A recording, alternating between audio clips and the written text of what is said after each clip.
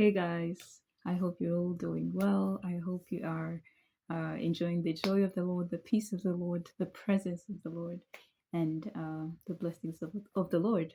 And yeah, so I wanted to share this word because it's something that the Lord has been sharing with me personally, and I know that in this season or in this time there those of us that the Lord has been calling into new areas or new things, maybe new areas of ministry or new areas of um, callings. We've been talking about the call. And so there, God has been calling us into these new territories or these new places. And um, to be honest, they've been terrifying. Like the thought of going into those things has been terrifying. But and the fear or the anxiety that has been coming up has been because maybe these are things, although they are new things, but there have been experiences in the past where we felt like the Lord had called us to go into something, and then when we did, it didn't really turn out the way we expected, and so we're kind of like hesitant to step into those new things, whatever new things that the Lord is telling us this time. And it's more of like trauma, previous trauma, um, like that we got from those things, like from previous things that we stepped into, or previous things that we felt like we stepped into and they didn't turn out the way we expected them to.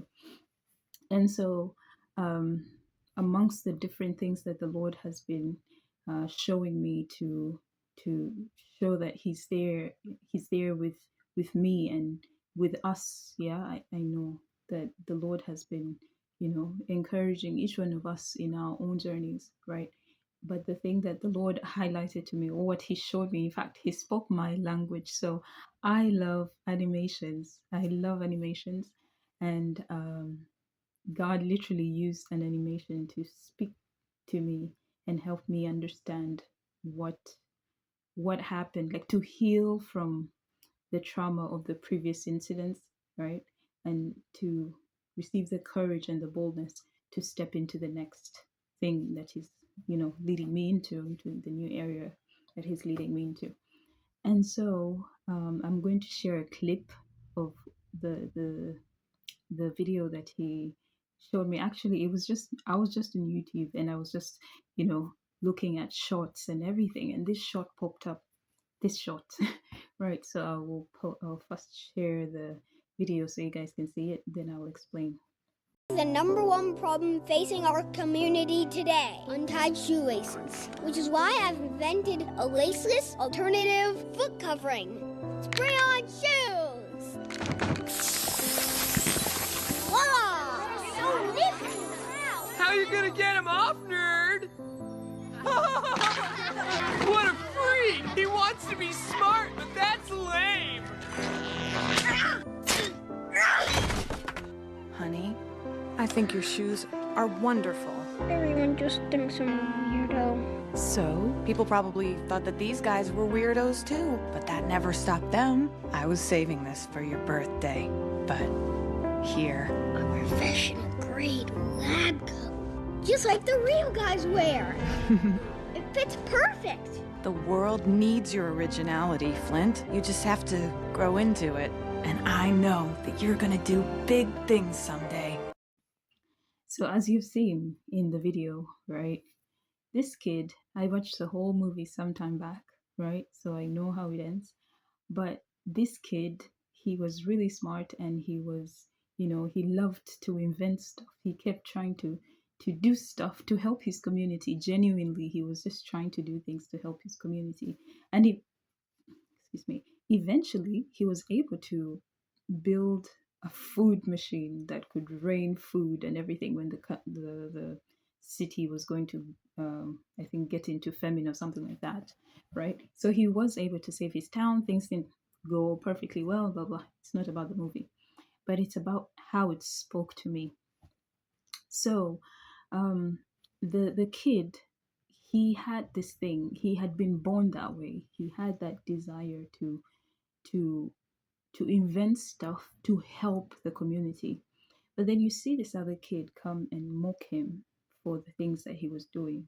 That other voice that was coming in saying, okay, he's trying to be smart, but that's lame. Like you're trying to be all this, but that is lame, like, pulling him down.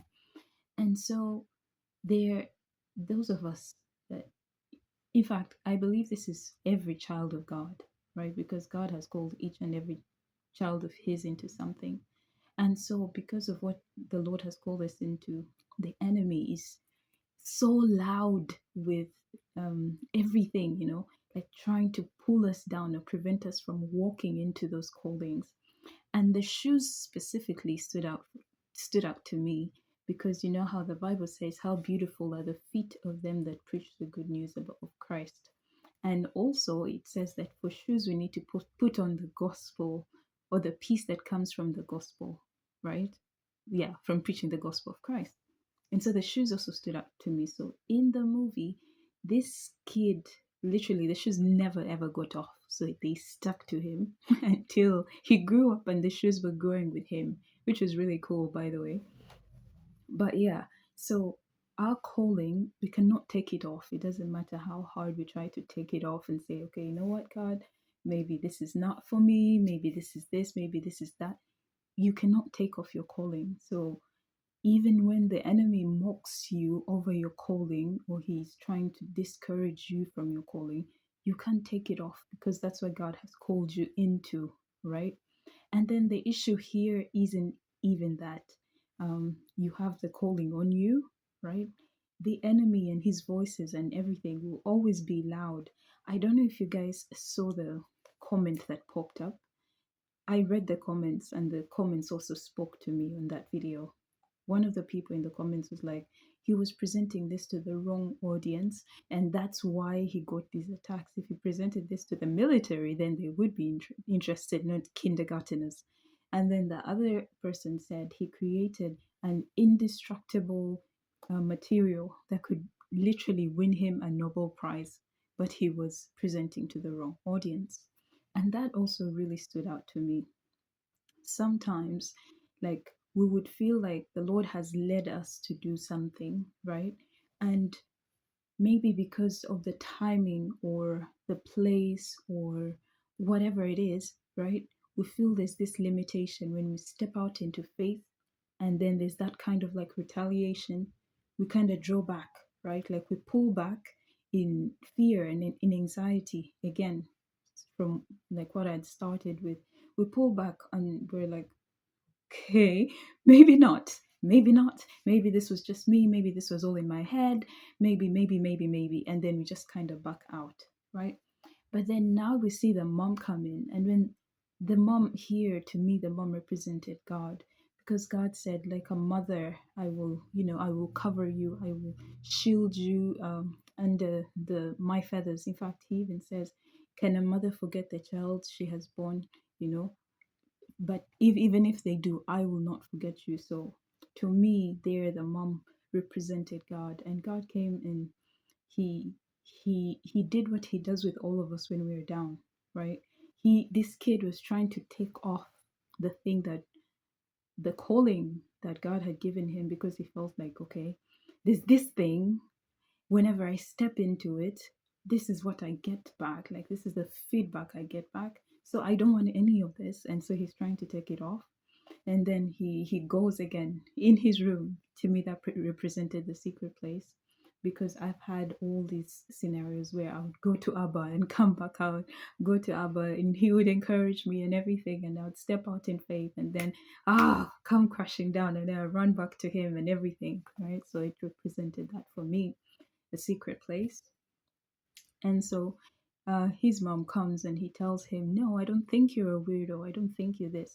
And then he points out, she points out to the old people. It's like, you see, these people, do you think that they were accepted at their time? Or do you think that whatever it is that they were trying to do, everybody welcomed it? And that really stood out to me as well, because previously the Lord had been highlighting to me that um, the prophets, now we read about them, Jeremiah, Ezekiel, whoever, and we're like, Prophet Jeremiah, he said this, and we claim the promises that they said. But if you read it in retrospect, as in, I mean, if you read it at the time that they were writing it, not in retrospect like we are doing, these people were rejected, hated, put in jail. They literally, they were cancelled everywhere they went. Jeremiah went and demonstrated with a what is that thing called? A yoke, I think, a wooden yoke. What the Lord had told him, exactly the way the Lord had told him. And this other false prophet came and he broke the yoke off of his neck, in front of everybody and embarrassed him, right? That Jeremiah was just like, you know what? I actually pray that what you're saying is true and that what I'm saying is not true, because the guy came and he was like, oh no, God is saying it's just for 2 years, then I'll break the yoke. And so he breaks it off of Jeremiah's neck, making Jeremiah look like, and Jeremiah wasn't even doing it for his own. He was doing it because the Lord had led him to do it, right? And so at the end of the day, God was highlighting that these people, the ones we're reading about in scripture, they were not, people didn't listen to their message and react the way we react today. Oh, Jeremiah, this, or Ezekiel, this. No, it was not like that. They were hated, they were cut off, they were mocked, they were called names, everything. They received the whole package, right?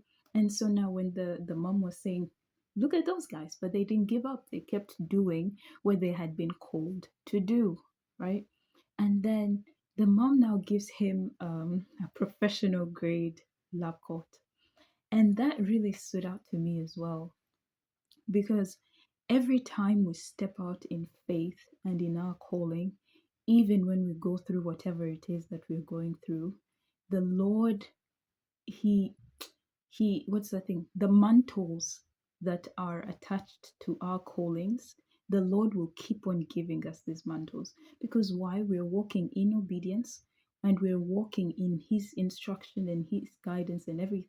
So regardless of the backlash and the feedback and the whatever it is that we get, as long as we are walking with his leading and in obedience to what he's telling us to do, in line with our calling, God will always give us the grace that we need. He will give us, in fact, it says, He'll give us a garment of praise for the spirit of heaviness. God Himself will be the one to clothe us with whatever it is that we need to fulfill our calling. And so I hope that for us who are in this season, that when you listen to this word would encourage you and it would stir you up to continue to move in your calling and to push through, even when there are obstacles, even when it's hard, even when there's discouragements, even when you feel like, okay, I'm not cut out for this.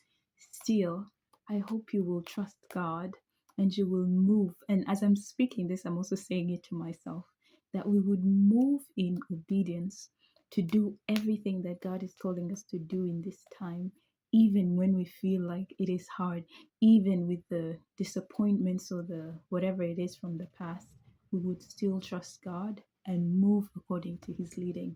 So I hope that blessed you, and see you in the next one. Bye.